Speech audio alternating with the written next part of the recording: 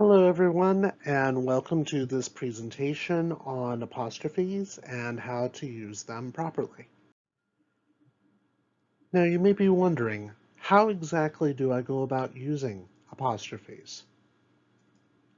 The main thing to remember is that in English, apostrophes are used in contractions, in the possessive forms of certain nouns and indefinite pronouns, and in only three kinds of plurals. When you use apostrophes in contractions, what you're doing is using an apostrophe to show where letters, words, or numbers have been omitted from something. So you're contracting the parts that are left behind, which is why it's called a contraction. For instance, when you have a phrase like you are, it can be contracted to your.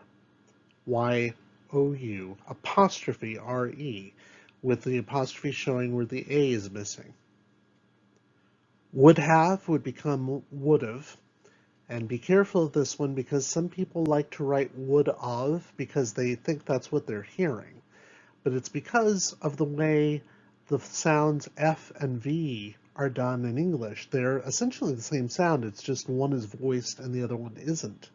Yeah, try this. Try making an F sound, just F, and then making a V sound, the. And you can see that they're almost exactly the same, which is why this error comes up. It should be would have, not would of. The phrase who will becomes who'll, which is weird to say, but there you go. We have becomes we've. And the class of 2019, which none of you are because you're still in school, becomes the class of 19, with the 20 being what's been omitted. And the phrase a clock is actually of the clock. When you're saying it's 3 o'clock, you are actually saying it is 3 of the clock. So the F and the entire word the have been omitted from this. Most of the time apostrophes are used in possessives. Use an apostrophe and S to show possession, but if the word ends in S, you add only the apostrophe. For example, the weight of an hour would be an hour's weight. If we're talking about the labors of Hercules, we'd say Hercules' labors. Actually, in American English, we'd be more likely to say Hercules' labors. But you don't put an extra S simply because we're Americans and put in that extra syllable, which actually isn't there. It would be Hercules' labors, which is the way the British tend to pronounce it. Our neighbor's dog refers to our one neighbor who has a dog. And if you have a plural noun that ends in S, you only add the apostrophe.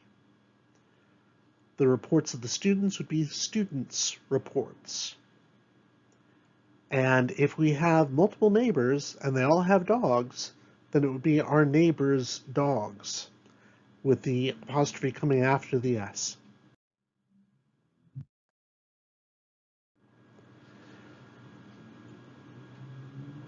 When it comes to plural nouns that do not end in S, you use an apostrophe and S. And this is where it gets a little confusing because we have lots of plurals in English that do not end in S. For example, the plural women.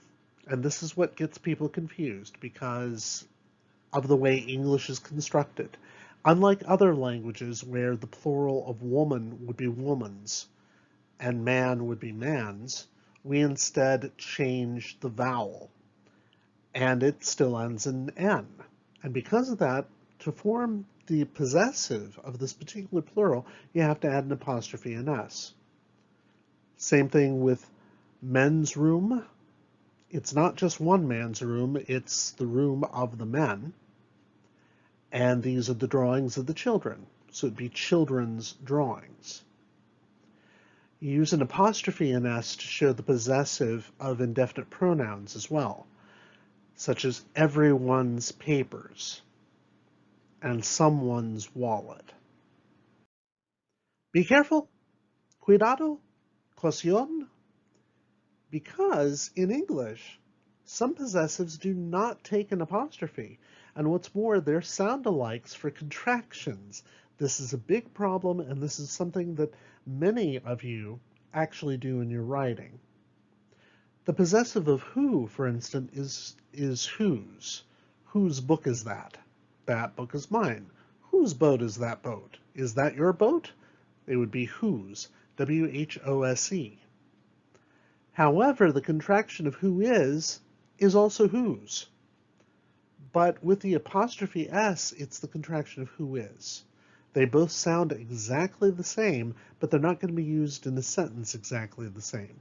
You wouldn't say, who is this boat? You'd say, whose is this boat? Yeah, that didn't exactly work too well. Its is the possessive of it. The dog is chewing on its bone, because we don't know the gender of the dog. But if we say it's chewing on its bone, then it's a contraction of it is. It is chewing on its bone. Hers is the possessive of her, but we don't have an apostrophe S. There's no such thing as HER apostrophe S. And same thing with theirs. It's the possessive of they. There's no such thing as THEIR apostrophe S. However, there is THERE apostrophe S, which is the contraction for there is. This is where people get into trouble. Now, as far as plurals go, this tends to be one of the most common errors that people use apostrophes for plurals, but there are only 3 times in English that you use an apostrophe to form a plural.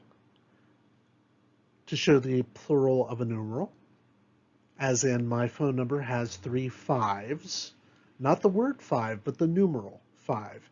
You would use an apostrophe and S to show that plural. To show the plural of a letter, his name has 2 T's in it. You would put an apostrophe and S. And when words are referred to as words, for example, when you're doing peer evaluation on someone's paper and you want to say there are too many instances of the word and, you might say that sentence has too many ands in it. You'd use the apostrophe and S to show that you're doing the plural of the word and. Now you can get around all 3 of these instances by italicizing. You can have numeral 5 in italics and follow it with an S without the apostrophe. Same thing with T, same thing with and. As long as you italicize, that helps you avoid the apostrophe. Now, next time we meet in class, I'm going to ask you how you fix each of these 6 sentences. What I'd like you to do is jot these down and then bring them with you to class or put them in the online exercise that I post for you. But either way, I want you to look at this particular slide for a while and jot down your answer to each of these 6 sentences. And then we'll see how you do. If you have any questions about all this, you know how to reach me, and good luck.